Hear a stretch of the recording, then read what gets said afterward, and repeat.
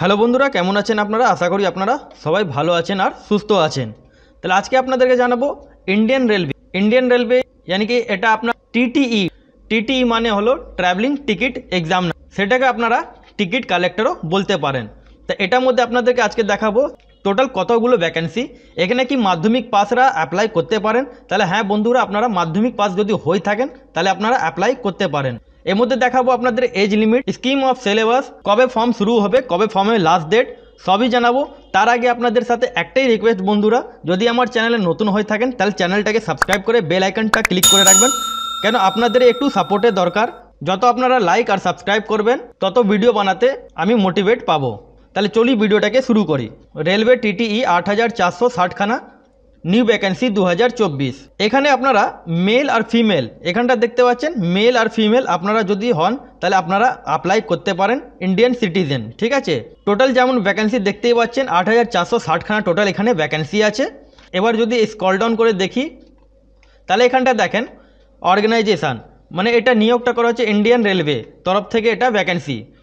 এটা আপনাদের আগেই বলে দিই, এটা যে ভ্যাকেন্সিটা এটা আপকামিং ভ্যাকেন্সি। এটা আপনার দেখেন আপকামিং ভ্যাকেন্সি, পুরো এটা ডিটেলস, এটা কোনো অফিসিয়াল নোটিফিকেশান না, এটা আপকামিং ভ্যাকেন্সি। সেটা নিয়ে আজকে আমরা আলোচনা করব। এর টোটাল ভ্যাকেন্সি যদি কথা বলি তাহলে এখানটা দেখেন 8460 খানা ভ্যাকেন্সি। এবার আপনারা চিন্তা করছেন এটা কি শুধু ওয়েস্ট বেঙ্গলে? এটা all state zone wise vacancy এটা হবে। এটা টোটালি 8400 ভ্যাকেন্সি, সব জোন থেকে আপনার আলাদা আলাদা ভাগ করে ভ্যাকেন্সিগুলো ডিভাইড হয়ে যাবে।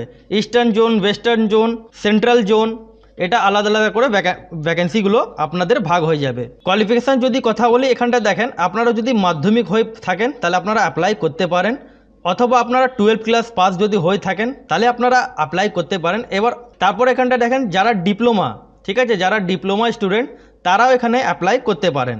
সিলেকশন প্রসেসে যদি ব্যাপারে বলি, এখানটা আপনাদের সিলেকশন প্রসেসটা হবে ইন্টারভিউ আর ডিপি মাধ্যমে আপনাদের সিলেকশন প্রসেসটা হবে। অনলাইন স্টার্টিং ডেট এখানটা দেখেন 2nd উইক অফ ফেব্রুয়ারি 2024, এটা একটা টেন্টেটিভ ডেট। এটা যে আপনাকে ডিটেলসটা জানাচ্ছি, এটা কোনো অফিসিয়াল নোটিফিকেশান তরফ থেকে কোনো ডিটেলস এটা জানানো হচ্ছে না আপনাদেরকে। এটা আমরা আশা করতে পারি এই ধর্মে আপনাদের ডিটেলসগুলো সেম আপনাদের থাকবে। তাহলে যখনই এর অফিসিয়াল নোটিফিকেশান চলে আসবে আপনাদেরকে এই চ্যানেলে আপনাদেরকে সঙ্গে সঙ্গে জানিয়ে দেওয়া হবে, সেই জন্য চ্যানেলটাকে সাবস্ক্রাইব করে রাখবেন। তারপর লাস্ট ডেটে এখানে দেখেন, লাস্ট ডেট ব্যাপারে এখানটা দেখেন মার্চ মাসে 2024-এ টেন্টেটিভ এখানে বলা আছে যে লাস্ট ডেটটা থাকবে। এবার এখানটা দেখেন নেম অফ দ্য পোস্ট, যেমন আপনাদেরকে বললাম টিটিই মানে কি হলো, travelling ticket examiner, টিটিই। Total vacancy 8460 খানা। এখানে মেল আর ফিমেল দুটোই অ্যাপ্লাই করতে পারেন। আর বয়স সীমা যেটা এখানটা রাখা হয়েছে এটা দেখতে পাচ্ছেন এখানে 18 বছর থেকে নিয়ে 30 বছর অবধি, আপ টু 30 বছর অবধি আপনারা অ্যাপ্লাই করতে পারেন।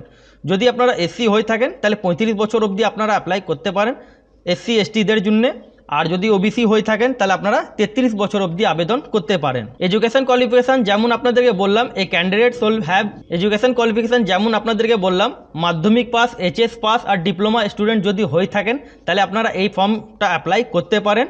এবার যদি সিলেকশন প্রসেসে আপনাদেরকে বলি তাহলে এখানটা দেখেন সিলেকশন প্রসেসটা কী হবে। প্রথম আপনার সিবিটি মানে কম্পিউটার বেসড টেস্ট, এটা আপনার প্রথমে হবে। তারপরে সেকেন্ডে আপনার ডিবি টেস্ট হবে। তারপরে আপনার লাস্টে মেডিকেল হবে।